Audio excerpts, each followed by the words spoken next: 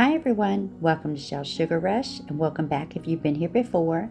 Today I'm going to be baking some pecan pies for the holidays.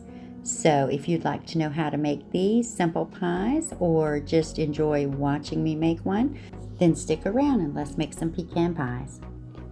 So for our ingredients, we're going to start with 3 large eggs and we're just going to put those in our bowl, and then we're going to add 1 cup of dark brown sugar, and you can use light or dark, it really doesn't matter which one.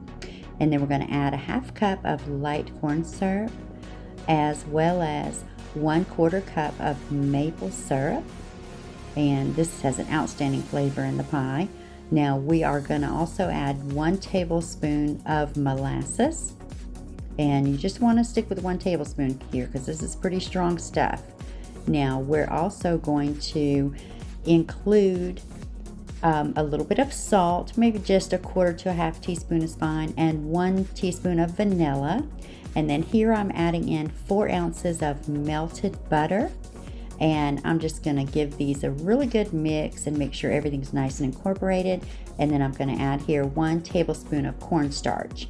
Now of course this is to give it structure, so I like to use a wire whisk here just to make sure that the cornstarch gets broken up and you know there's no large pieces in there, and everything gets mixed to a very light creamy consistency.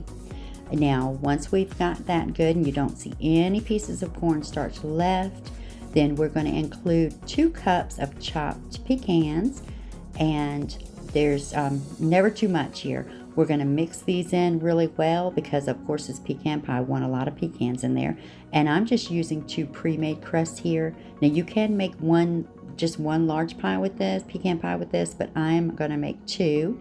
So here I'm just filling those up, and we're going to pop them in the oven on 350 degrees and let them cook for 40 to 45 minutes, and then we'll pull them out.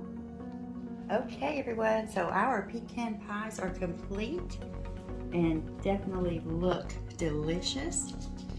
Make sure you let me know what you think about this recipe in the comments, and let me know if you make some for the holidays.